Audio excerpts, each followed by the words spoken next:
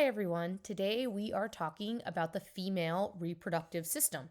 And so we'll look at the anatomy of the reproductive system, and we'll also look at some of the major physiological processes of the female reproductive system, and then we'll close out with some relevant clinical correlations. So let's start with the big functions of the female reproductive system. It's going to produce hormones, including estrogens and progesterone. It's going to be responsible for producing gametes. Remember, gametes, in the case of the female reproductive system, are going to be eggs. They are haploid. And of course, and amazingly, the female reproductive system is able to support and protect a developing embryo and fetus, and continue that nourishment after the fetus is born. The gonads for the female reproductive system will be the ovaries. Remember, they were the testes in the male reproductive system. And the ovaries will produce the oocytes, or singular egg is ova. So, some key vocabulary there. And over here in our diagram, we have some categories of external versus internal structures. And we're going to kind of go into each of these separately on the following slides. All right, so let's start with the ovaries. They are paired organs. They have three major functions. They are going to produce immature gametes or oocytes. They are going to secrete female sex hormones, which will include the estrogens and progesterone. There are actually a number of different kinds of estrogens, and we tend to talk about them rather broadly at this level, but just be aware that there are some different ones. And they also are going to secrete a hormone called inhibin, and inhibin will work to shut down FSH from the pituitary gland. So it's going to be one of those ways that we can have a negative feedback loop in order to maintain homeostatic levels as needed. So if we look over here, just pointing out, we can see this surrounding layer here, the tunica albuginea. We also saw this in the male reproductive system. So there is certainly some similarities between the testes and the ovaries, and they did all come from the same initial tissues early on in development. So we have our ovaries here. We're going to have that germinal epithelium, and we will have a medulla in the center of or medulla in the center of the ovary, surrounded by a cortex. And we'll take a little deeper dive into what's happening with these follicles in just a moment. And then some other structures associated with the ovary will have the uterine tubes. This is how eggs will travel from the ovary to the uterus. And we will also look in some other images at some of the important ligaments, including the broad ligament. So here we can see kind of a different perspective on the relationship of the ovaries, the oviducts, and the uterus. And I think this is kind of nice. So here we can see our ovaries, and here is the oviduct. These are the fimbriae of the oviducts, which kind of have a pretty close relationship, although technically they're not necessarily touching the ovaries. But this is where an oocyte will enter into the oviduct so that it can travel down the oviduct or uterine tube or fallopian tube. We have a few names for them, and down into the uterus here. You'll note that there are a few important ligaments. There's going to be this very broad ligament, appropriately named, that is going to be supporting really all of these structures. And then we'll have the ovarian ligament, which goes from the ovaries to the uterus on each side. And we will also have the suspensory ligament, which is going to come from the abdominal wall and sort of support and hold up the ovaries as well. So those are some of the most important structures. And while we're here in this diagram, let's just walk through a couple of other important structures that we want to be aware of. So you can see here's the body of the uterus, and it's going to come down, and this area right here is actually the cervix, and the opening on the vaginal side of the cervix is the external os. On the other side, on the uterine side, would be the internal os. And then you can also see some of the rugae in the vaginal wall. That's going to help the vaginal canal to be kind of stretchy and capable of changing size. So we'll revisit some of these structures throughout this presentation. Just a reminder that fertilization actually takes place in the uterine tube or oviduct, and it's usually kind of up in this area, pretty closer to the ovaries than to the uterus. The egg enters that oviduct, as I mentioned, at the fimbriae because they kind of wave and create a current that sort of draws the egg in. And this area is called the infundibulum. And then it will travel down the tube towards the uterus. And it takes a few days to make that journey. If fertilization takes place, it should be in the uterine tube. And the sperm will have to meet up with the egg within 12 to 24 hours, typically, of the egg being released from the ovary and entering the uterine tube. So it's a relatively short window for successful fertilization. Sperm, on the other hand, can live a little longer. So if they are already present in the oviduct, they might fertilize an egg that then is released into the oviduct. Okay, so thinking about the uterus, it's this huge muscular organ here, sits on top of the bladder, which maybe explains why pregnant women often have to urinate. They have the weight of baby pushing on their bladder. You can see that the uterus kind of folds over onto the top of the bladder. So, this is part of the process of labor and delivery that we're going to have to kind of straighten out this canal, and the straighter we can get these, the easier that delivery will be. We can also take the uterus and divide it up into a few parts that I mentioned two already. So we have the fundus at the top, sort of where the oviducts or uterine tubes come into the uterus. The main bulk of the uterus here is the body, and then where the uterus enters into the vaginal canal will be the cervix area. And the cervix, of course, is where we collect or sweep for cells during a pap smear to look for metaplasic cells or cells that might be precancerous and indicate cervical cancer. Also, just note the relationship of the urethra, vaginal canal, and anal opening. This is why it's important to wipe from front to back, because we don't want to move any microorganisms that might be located in this area towards the vaginal canal or the urethra, which could lead to UTIs. Okay, so the vagina is going to connect the uterus to the outside world. This is a structure that sperm will have to pass through, and then ultimately they'll have to enter the external os and enter the uterus through the internal os and continue their travels up into the oviducts to find potentially an egg to fertilize. As I mentioned, the cervix right here is where we can collect cells during a pap smear, and then a pathologist can look at those cells and determine if there's anything abnormal or different than what we would expect that might suggest precancerous cells. Most cervical cancers, I think it's 75% or more, are induced through exposure to HPVs. And so Gardasil, which is a vaccine against HPV, is nearly 100% effective at preventing HPV cervical cancer. There is a small group of cervical cancers that are not induced by HPV, so those ones would not be protected against by the Gardasil vaccine.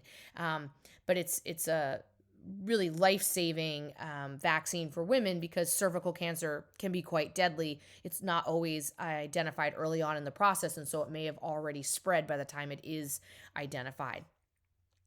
The cervix is also the area that has to dilate during labor and delivery. So this is normally a pretty small opening, but now we have to get baby's head through that opening. So we're going to have to get, to that 10 centimeters mark or whatever in order for a successful and I won't say easy, but successful delivery. Okay.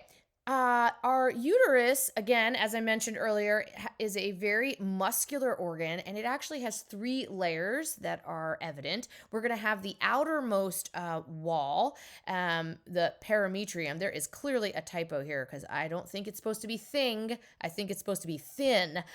So the perimetrium is the thin outer wall of the uterus. The thick muscular wall, the bulk of the uterus, is the myometrium. Myo is a prefix associated with muscle. So that's the muscle layer. And then there is the endometrial inner lining of the uterus. And this is the lining that will be built up and shed in the menstrual cycle. So over here in this diagram, we can see those layers. Here's our thin endometrium right here. There's our nice thick myometrium. And then on the outside, we have that perimetrium. You can see that the uterus has a robust blood supply. Really, the entire female reproductive tract has a robust blood supply. These are the uterine arteries and veins coming in here specifically to provide that blood flow to the uterus. We also have some additional labels up here in our uterine tube or oviduct. So we've got that infundibulum I mentioned.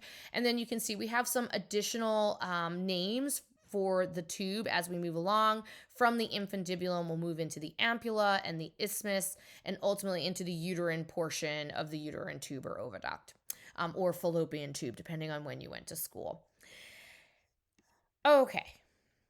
Now, we want to think about what's happening to that endometrial lining throughout the menstrual cycle. And so we're going to divide that menstrual cycle up into three phases. Now, let me just caution you right now that we have a few places in the female reproductive system that we are going to think about cycles. So right now we're going to talk about the menstrual cycle, which is specific to the uterus.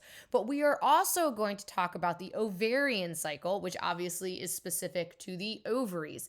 Now, these cycles are what's happening in each of those organs, but they are interconnected through the hormones that are going to be released from the ovaries and also from the pituitary gland. So we will bring it all together, and that can, be a little bit of the tricky part, but just pointing it out that we are going to have these two different organs that are undergoing cycles, and then we'll talk about how they're interconnected. So our menstrual cycle is going to have three phases. We'll have the menstrual phase. This is where the endometrial lining is shed. And then we'll have the proliferation phase. This is when epithelial cells of the endometrium are dividing, and they're going to restore the lining that was just shed. There are uterine glands in that epithelium that secrete a very glycogen-rich mucus. So they will be active during this period. And then also we're going to see that estrogen will be a key player during this phase. In the secretory phase, we're going to see those uterine glands really enlarge, and we're going to see both progesterone and estrogens playing an important role during the secretory phase.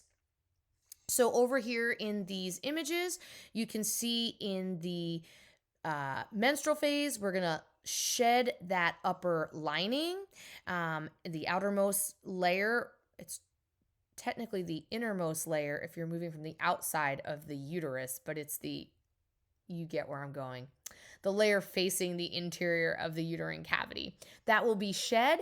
And then in the proliferative phase, we're going to keep our basal layer, right? That's kind of where these proliferative cells are going to be located, so we don't want to lose those, but our functional layer is what gets shed. So now our basal layer during the proliferative phase can give rise to new epithelial cells, and the uterine glands located here can start to secrete this glycogen-rich mucus that will coat the surface. And then as we continue on into the secretory phase, we'll see this endometrial lining really fill out and thicken up, and those uterine glands have really become enlarged. Up here in this diagram, it's just a cartoon version, but I was just trying to show you the functional layer versus the basal layer. And so you can see that there are these straight arteries that come up in through the basal layer, and then they give rise to these spiral arteries in the functional layer. So when this tissue is shed, that's why you get that associated bleeding as those arteries are destroyed in that process.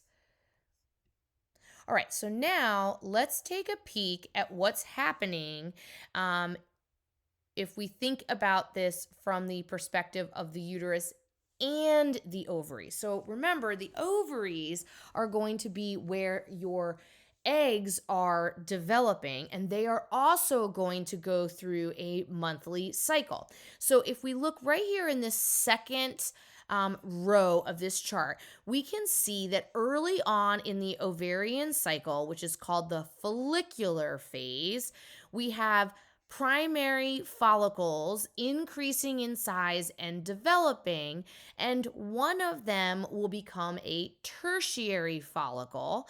And that egg will then be released during ovulation. And of course, it will enter the oviduct and start traveling towards the uterus. That follicle that egg was released from will form what we call a corpus luteum, and that corpus luteum will go through a maturation process.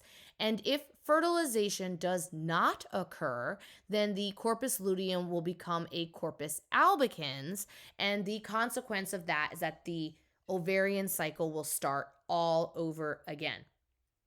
Now, if fertilization did take place, then the corpus albicans wouldn't form. We'd remain in the mature corpus luteal phase, and we wouldn't enter another ovarian cycle until such time that the corpus albicans forms, presumably sometime after baby is born. Now, at the same time that that's going on, pop down here to this row, you can see what I was just talking about with the menstrual cycle. So at the beginning of the cycle is how we start it, is when we have the menstrual phase where we're shedding that functional layer of the endometrium. And then after about a week, around day 7, we enter the proliferative phase, which is where we start to rebuild that endometrial lining. So now just, comparing, during the menstrual phase is when a primary oocyte is going to receive a signal, lots of them actually will receive a signal to start to develop towards the tertiary stage. And that process will continue through the menstrual phase and the proliferative phase of the uterus. We've got this going on, follicle development in the ovaries. By the time the ovaries release an egg, notice that now the uterus is in the secretory phase. We have a nice thick endometrial lining that is getting thicker and being maintained. Because if this egg gets fertilized, it's going to need a nice cushy uterine wall to embed in. So again, these two things are related. Now, let's add on another layer here.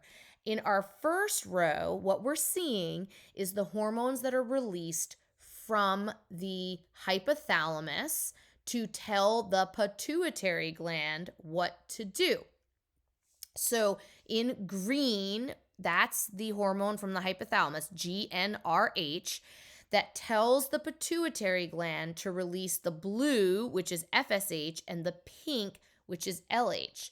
Now, what's really interesting is that in the male reproductive systems, the hypothalamus has a very stable release of GnRH from the hypothalamus. But in the female reproductive system, what we see is the hypothalamus releases GnRH at different pulse frequencies. So you can see that from day 1 of the cycles, GnRH is relatively low and it builds over the first 14 days. The consequence of increasing GnRH is that it's going to have an impact on FSH and LH. And ultimately, we're going to see a peak in LH and a peak in FSH.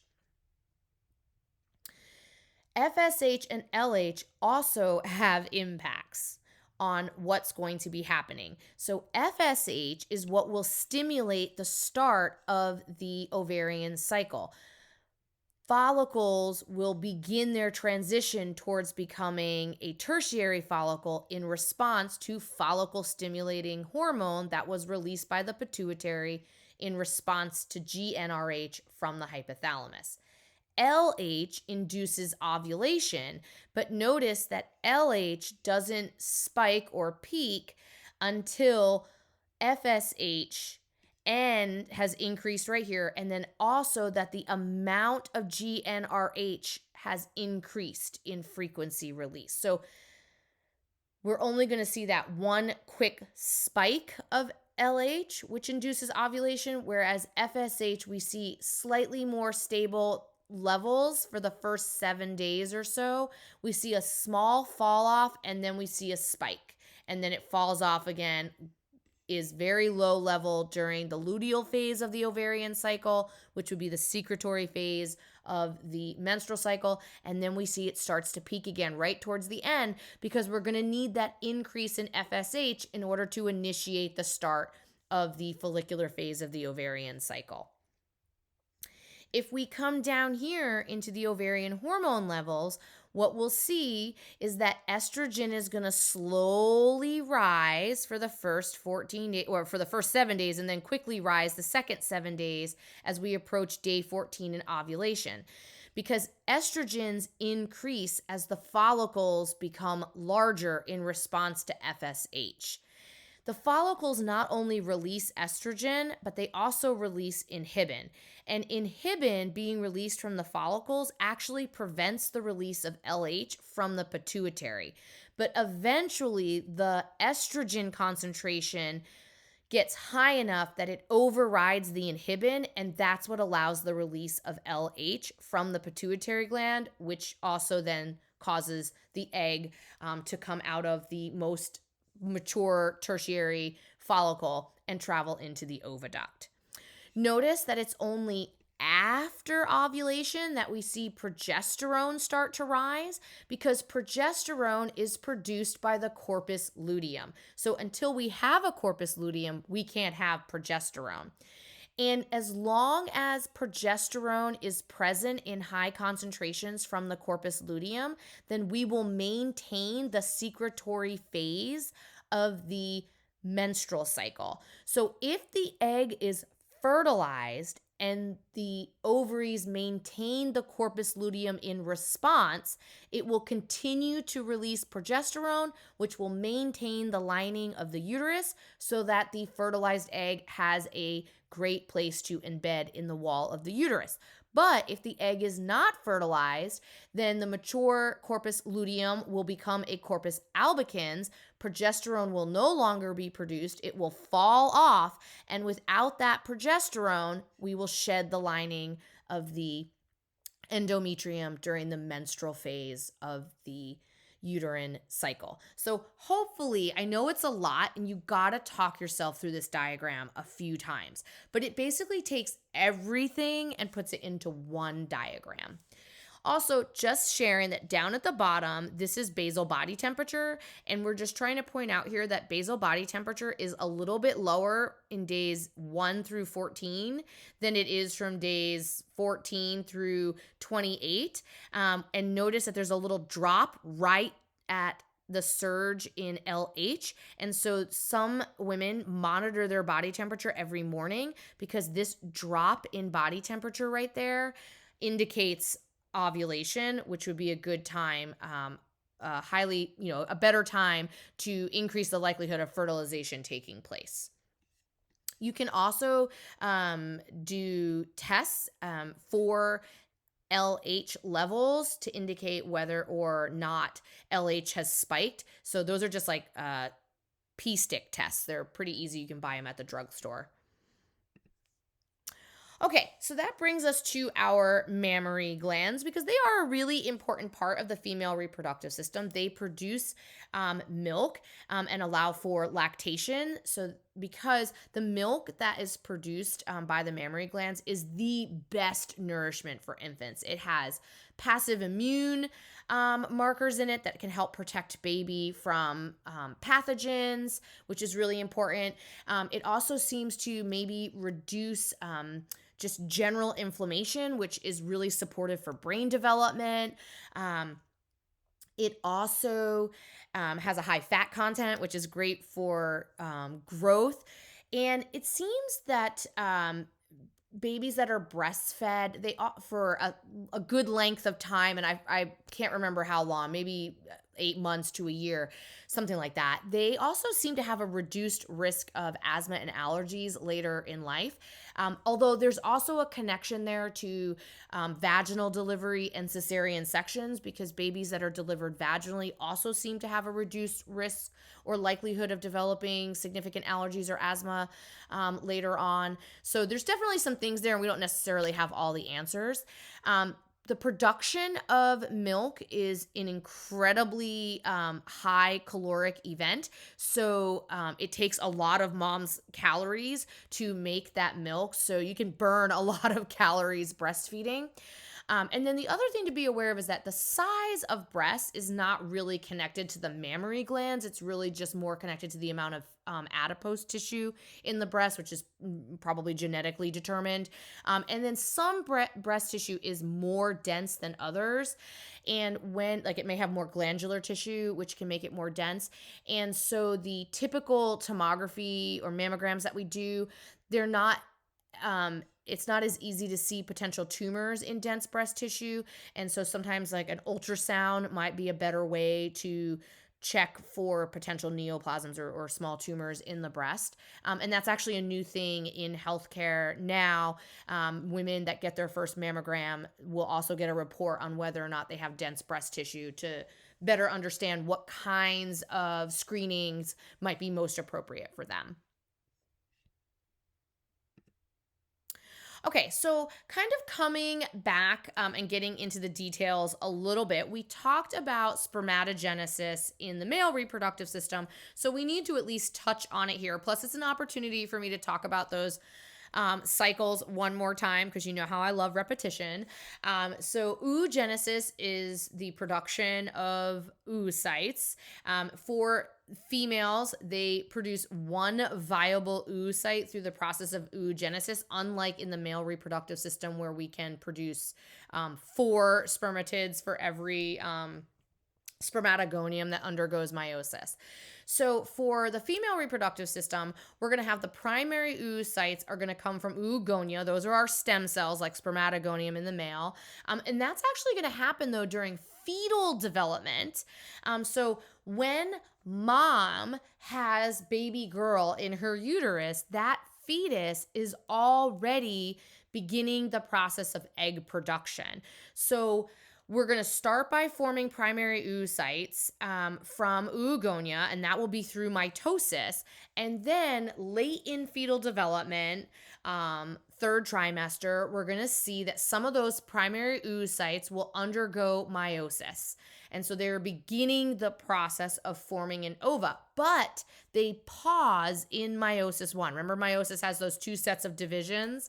So they're going to pause and sort of freeze in meiosis 1, and they will remain suspended in meiosis 1 until the start of puberty. And then with each cycle, some of those primary oocytes will mature, and typically one of them actually reaches the Graafian stage, and ovulation occurs.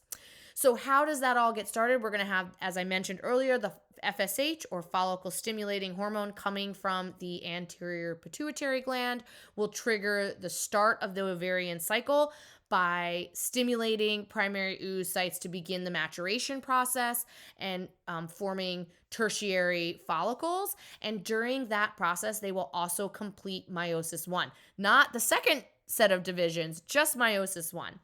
But whichever follicle is the first one to mature, that is the one that will ovulate around day 14.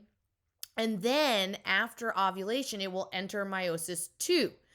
So now it's in the oviduct, and it will now pause in metaphase of meiosis 2 and wait until fertilization. And the actual fertilization by a sperm will cause the completion of meiosis 2, at which point the haploid chromosomes of the sperm and the now haploid chromosomes of the egg will come together to form a new diploid zygote.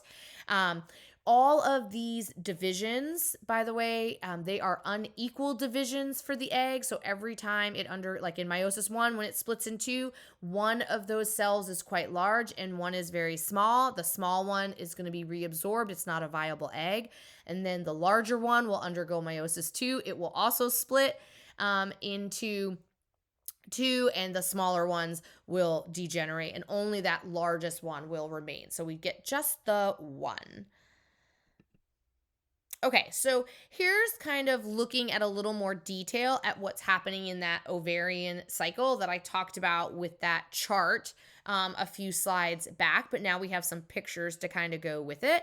So here's our ovary. Just for the record, these are our little follicle, primary oocytes and follicles here. And it looks like the follicle is moving. They're not moving, they just mature in place. This is just a picture to show you what happens at each stage. So it sort of gives the false illusion that they're moving in the ovary. So we're going to start with the primordial ovarian follicles in what we call an egg nest. And so you can see the little primary oocyte there surrounded by follicle cells. And then we'll have the formation of the primary ovarian follicle. So it's looking a little more like a traditional follicle. It's got a little simple cuboidal epithelium out here. And here is our actual primary oocyte with its nucleus in the middle. When it goes into the secondary ovarian follicle, it's going to pick up a zona pellucida. So the egg is going to be surrounded by a number of layers. And then ultimately, we're going to have a corona radiata forming as well during that tertiary ovarian follicle.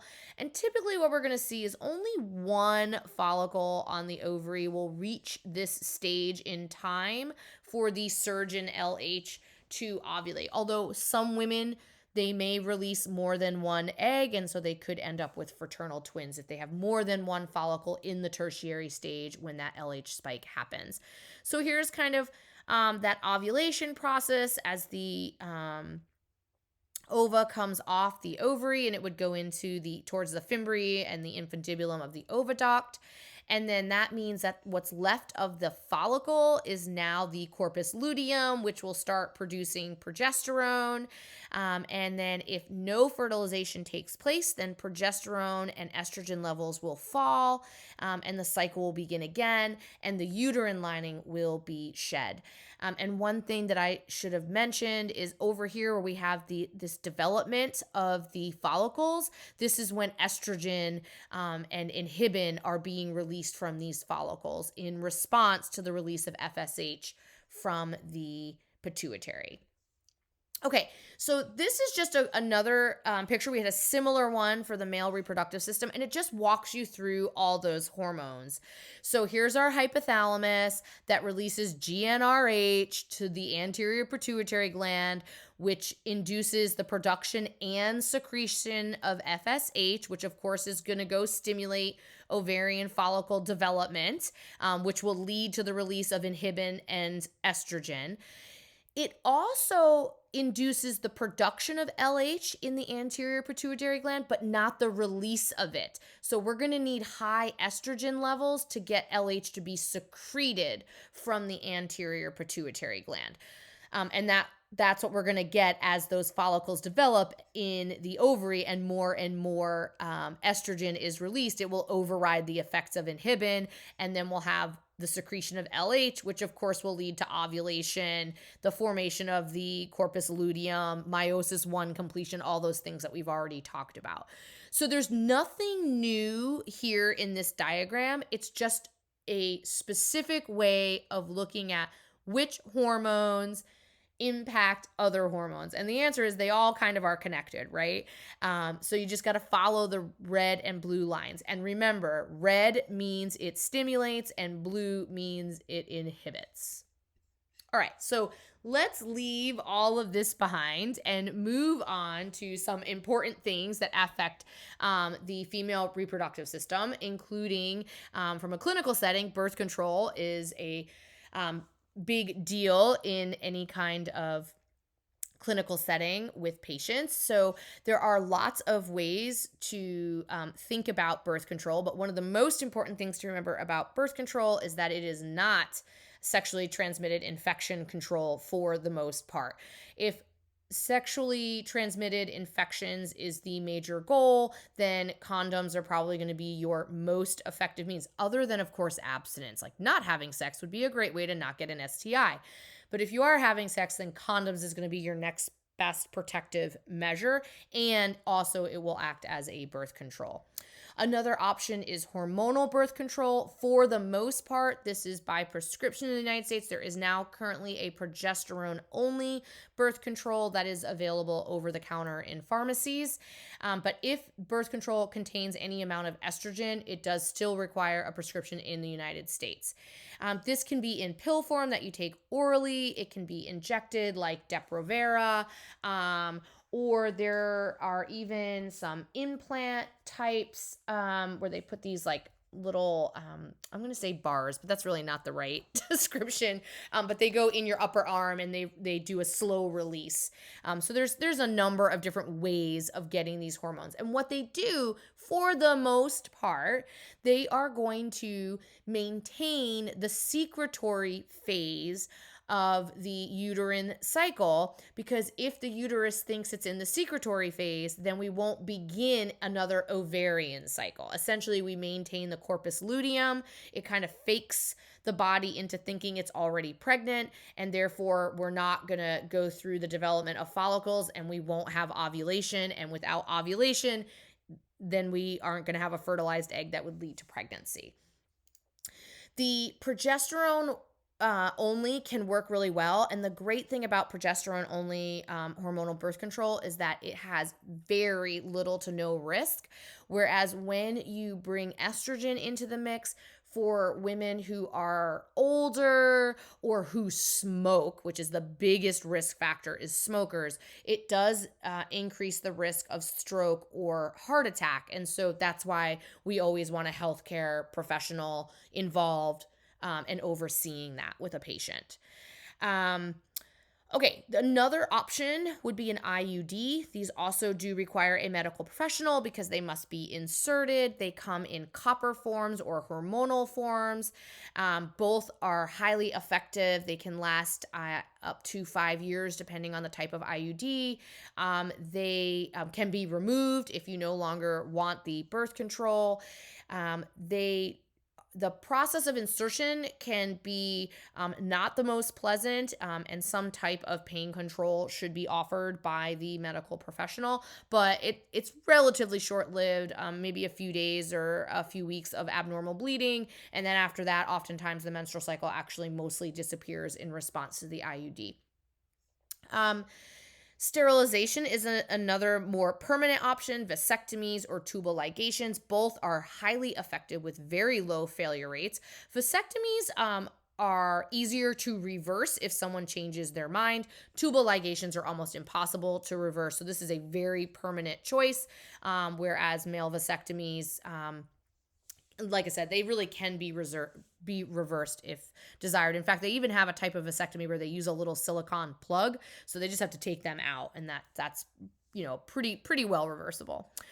If you are not on birth control and require birth control after sexual intercourse, there is Plan B that's available over the counter. It's a 1 to 2 dose sort of high-level birth control pill that usually delays or prevents ovulation or prevents fertilization in some cases, but I think it focuses more on the delayed ovulation. One method that really doesn't work is the rhythm method, trying to plan it around like ovulation days or not releasing sperm in the vaginal canal. But sperm can even be on the external genitalia of females and still manage to find its way to an egg. So this is not a recommended method by medical professionals.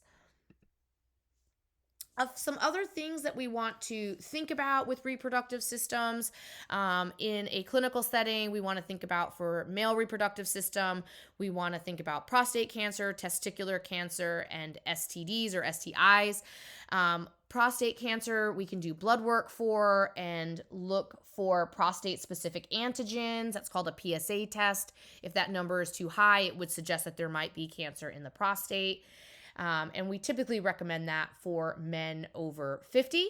The treatment of prostate cancer that remains in the prostate is typically done with radiation therapy or surgical removal of the prostate, and the prognosis is really good. So unless there's been metastasis, the prognosis for prostate cancer is pretty good. Testicular cancer is not that common, But most of them, the 5-year survival rate is really good, like 99%, because we're pretty good at diagnosing it early on. And so then what we do is just remove the impacted testes and maybe follow it up with chemotherapy. And typically, the cancer in testicular cancer is from abnormal spermatogonia or spermatocytes, not like the nurse cells or the interstitial cells, for example. So again, both of these cancers, serious. We want to pay attention and make sure that we're providing and obtaining good health care to have these things identified early. But if done early, we have good prognosis for these. Ovarian cancer, on the other hand, is sometimes known as a silent killer.